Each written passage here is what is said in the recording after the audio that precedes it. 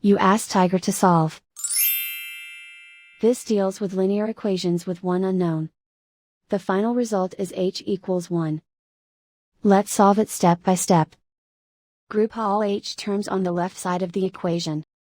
Add 6h to both sides. Group like terms. Simplify the arithmetic.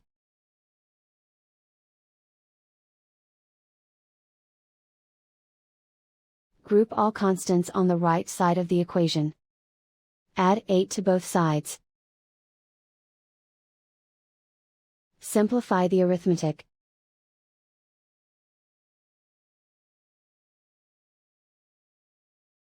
Isolate the h.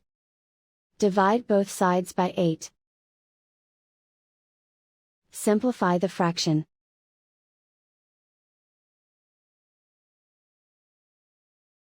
And so the final result is h equals 1.